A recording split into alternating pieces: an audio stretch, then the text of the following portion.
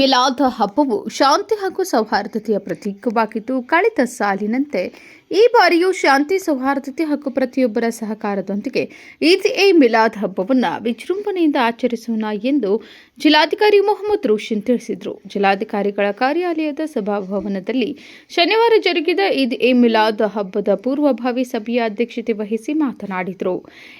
ಮಿಲಾದ್ ಹಬ್ಬವು ಶಾಂತಿ ಹಾಗೂ ಸೌಹಾರ್ದತೆಯ ಪ್ರತೀಕವಾಗಿದ್ದು, ಹಬ್ಬದ ಸಂದರ್ಭದಲ್ಲಿ ಶಾಂತಿ ಸುವ್ಯವಸ್ಥೆ ಕಾಪಾಡುವುದು ಪ್ರತಿಯೊಬ್ಬರ ಜವಾಬ್ದಾರಿಯಾಗಿದೆ ಎಂದರು. ಮಿಲಾದ್ ಹಬ್ಬದ ಪ್ರಯುಕ್ತ ಜರುಗುವ ಮೆರವಣಿಗೆಯಲ್ಲಿ ಡಿಜೆ ಸಂಪೂರ್ಣ ನಿಷೇಧಿಸಲಾಗಿದ್ದು, ಈ ಕುರಿತು ಸಮಾಜದ ಮುಖಂಡರು ತಮ್ಮ ವ್ಯಾಪ್ತಿಯಲ್ಲಿನ ಯುವ ಜನತೆಗೆ ಮನವರಿಕೆ ಮಾಡಲು ತಿಳಿಸಿದರು. ಮೆರವಣಿಗೆ ಮಾರ್ಗ ಹಾಗೂ ನಗರದ ವಿವಿಧ ಸ್ಥಳಗಳಲ್ಲಿ ಮಾಡಲಾಗುವಂತಹ ಅಲಂಕಾರಗಳಲ್ಲಿ ವಿದ್ಯುತ್ ಅವಘಡಗಳು ಸಂಭವಿಸದಂತೆ ನಿಗಾ ವಹಿಸಬೇಕು. ಹೆಸ್ಕಾಂ ಹಾಗೂ ಪೊಲೀಸ್ ಇಲಾಖೆ ಪರಸ್ಪರ ಸಮನ್ವಯದೊಂದಿಗೆ ಕಾರ್ಯನಿರ್ವಹಿಸಬೇಕು. ಮೆರವಣಿಗೆಗೆ ಸಾಗುವ ರಸ್ತೆಯನ್ನು ದುರಸ್ತಿಗೊಳಿಸುವಂತೆ ಸೂಚಿಸಿದರು.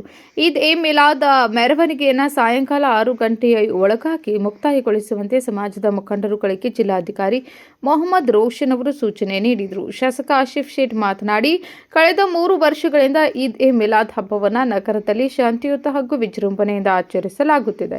ಜಿಲ್ಲಾಡಳಿತ ಹಾಗೂ ಪೊಲೀಸ್ ಇಲಾಖೆಗೆ ಕಳೆದ ಬಾರಿ ನೀಡಿದಂತಹ ಸಹಕಾರವನ್ನು ಈ ಬಾರಿಯೂ ನೀಡುವುದರ ಮೂಲಕ ಹಬ್ಬವನ್ನು ಶಾಂತಿಯುತವಾಗಿ ಆಚರಿಸಲು ತಿಳಿಸಿದರು. ಮೆರವಣಿಗೆ ಸಾಗುವ ದಾರಿಯಲ್ಲಿನ ರಸ್ತೆ ಗುಂಡಿಗಳ ದುರಸ್ತಿಗೊಳಿಸಬೇಕು. ರಸ್ತೆಯಲ್ಲಿನ ಅನಧಿಕೃತ ಕೇಬಲ್ ತೆರವುಗೊಳಿಸಲು ತಿಳಿಸಿದರು. ಪೊಲೀಸ್ ಆಯುಕ್ತ ಭೂಷಣ್ ಬೋರ್ಸೆ ಮಾತನಾಡಿ, ಕಳೆದ 3 ವರ್ಷಗಳಿಂದ ಸಮಾಜದ ವತಿಯಿಂದ ಪೊಲೀಸ್ ಇಲಾಖೆಗೆ ಉತ್ತಮ ಸಹಕಾರ ದೊರೆತಿದ್ದು, ಈ ಬಾರಿಯೂ ಅದೇ ರೀತಿಯ ಸಹಕಾರ ನೀಡಲು ಮನವಿ ಮಾಡಿದರು. ಹಬ್ಬದ ಪ್ರಯುಕ್ತ ಯಾವುದೇ ರೀತಿಯ ಪ್ರಚೋದನಾತ್ಮಕ ಅಲಂಕಾರ, poster, ಬ್ಯಾನರ್ಗಳನ್ನು ಅಳವಡಿಸಬಾರದು.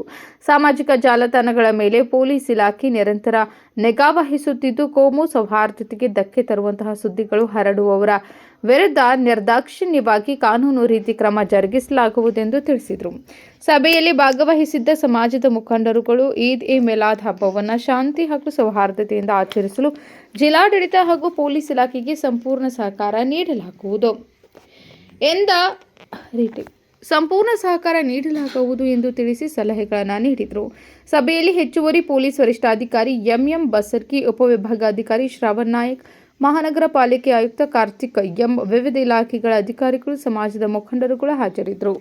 Rajashekhar Hiremath, KMM news, Belagavi.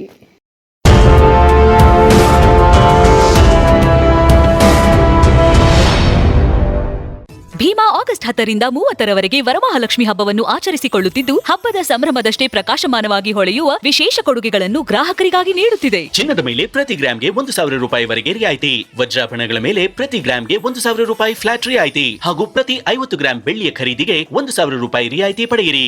ಹಳೆಯ ಚಿನ್ನದ ವಿನಿಮಯದ ಮೇಲೆ ಪ್ರತಿ ಗ್ರಾಂಗೆ ಹೆಚ್ಚುವರಿ 150 ರೂಪಾಯಿ ಪಡೆಯಿರಿ. ಅಷ್ಟೇ ಅಲ್ಲ, ಲಕ್ಕಿ ಡ್ರಾ ಮೂಲಕ 4 ಕೋಟಿ ಮೌಲ್ಯದ ವಜ್ರಾಭರಣಗಳನ್ನು ಗೆಲ್ಲುವ ಅವಕಾಶ. ಕೊಡುಗೆಗಳು ಎಲ್ಲ ಭೀಮಾ ಮಳಿಗೆಗಳಲ್ಲಿ ಲಭ್ಯ. ಷರತ್ತುಗಳು ಅನ್ವಯ.